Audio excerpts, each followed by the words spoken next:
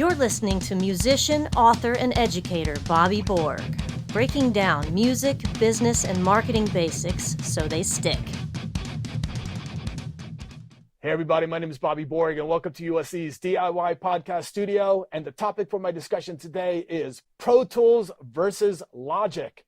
And I'm going to break that down into three areas. Number one, price. Number two, learning curve. And number three, standardization. I've got a great guest with me today. His name is Maurizio Otto di Toni. And Maurizio is an Abbott certified Pro Tools expert instructor, an Apple certified Logic Pro X trainer, and a music maker audio technologist too. So, hey everybody, when it comes to home recording equipment, the debate is still on. What is better, Pro Tools or Logic? So here to set the score for us today is Otto, also known as Super Otto. And this guy is the go-to Hollywood man to talk to. So thank you very much for coming out today. Thanks for having me. So let's go ahead and start with number one, price. And when it comes to price, what we want to know is actually which one is cheaper. And you know, we're asking this because a lot of the independent artists out there that are watching this are on a tight budget. So can you elaborate a little bit, please? I'll be happy to, okay? The price is crucial for everybody, okay? Small or big budgets. So when it comes to purchase, so you want to just own the software, okay, Logic at the end is the cheapest, okay? And actually is the only option you have available though. When it comes to lease or rent, that's a, new school trend for the softwares. So Pro Tools gives you all the options. You can buy, or you can lease it. In the long term, of course, over the whole, as you say, right, it's going to cost you more probably when it comes to Pro Tools, but you can afford little by little if you want with as low as $8 a month, I believe, as a student academic discounts. When it comes to Apple, no discounts, no academics, it's just one price for everybody, is less than $200. Okay? I see. Oh, I see. Okay, so there are more options with Pro Tools. Yes. But I think overall, in the end, Pro Tools is going to be more expensive than even Logic. The cheapest option is still more expensive right, than I Logic. see. Okay, excellent. Let's move on to number two now, which is learning curve. And which one is easier to learn? Is it Pro Tools or Logic? And of course, I ask this question simply because a lot of the independent artists out there that are watching this want to, they're excited to get the home software into their computer and they want to get to work and they want to start creating. So, they don't want to deal with a lot of headaches and tech stuff. So please elaborate a little bit on this.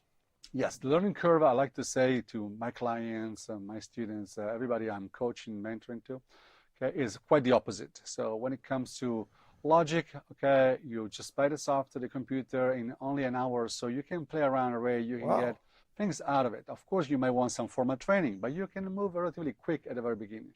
Then, of course, you want to go deeper, you want to go, more professional. It's getting more challenging and more complicated, but that's okay. Right. When it comes to Pro, it's the opposite. You start right away, you buy the software, and then what? You spend an hour, a day, a week, and you're still there. And actually, it's a story that I hear every day for all my clients and students. You can't probably start without formal training. It's a lot of pain, like walking in the woods, a lot of mosquitoes, and going there night and day. But at the end, you have this beautiful beach and the paradise. So in other words, you reward you later. It's like a long-term relationship. You get married with Pro Tools. But with Logic, he's an easygoing guy. You can get along already, even for one night if you like it. Wow. Okay, I like that. I said that. I like what you said in an earlier conversation. Yes. You said it's like opposite learning curves. Yes, opposite, completely opposite. Right. Like they cross each other. So by the end, they both meet. I see. All right, interesting. Okay, so let's go ahead now and move on to number three, which is standardization. So when it comes to standardization, which software is going to be easier to communicate, so to speak, with the world, with other producers, with other industry professionals? And I'll make an analogy for you. When it comes to Microsoft Office Word, which is a word processing program, and it comes to something like iWorks Pages, which is also a word processing program, Pages is much, much easier to use and to sort of manipulate.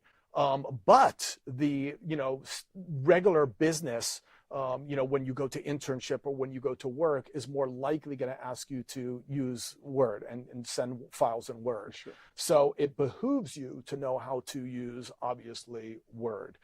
Is it kind of similar when we're talking about Pro Tools and Logic? Very similar, great analogy, Bobby. Okay.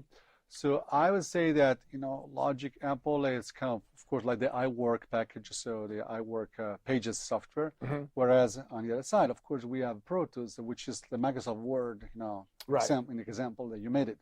So you think of this like a cross-platform compatibility. Pro Tools works on a Mac computer, Apple, PC, doesn't matter.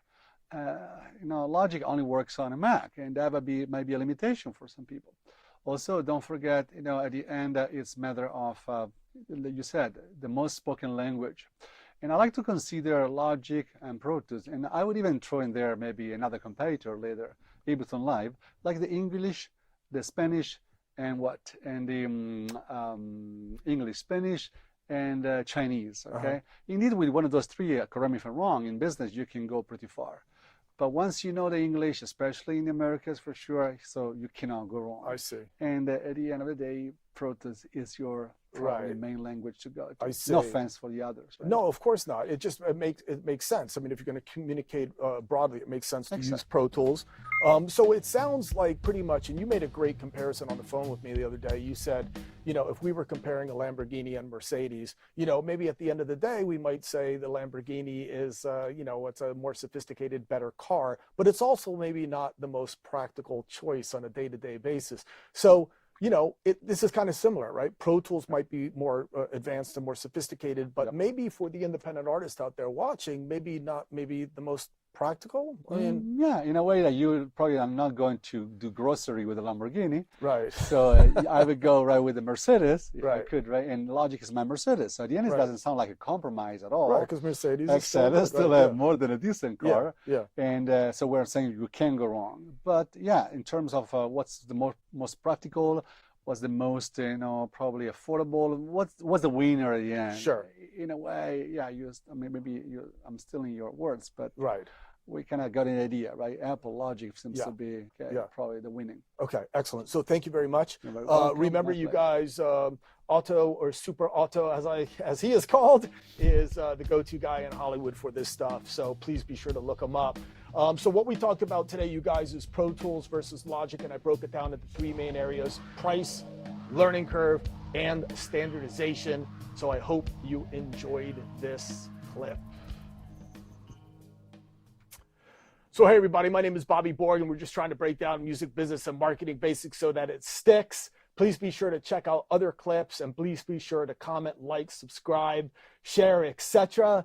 And also check out the revisions of my new book, Business Basics for Musicians, and also music marketing for the DIY musician as well. And as I always say at the end of these podcasts, peace, and thank you very much for watching. Thanks again, Otto. Thank you again, Bobby. Anytime.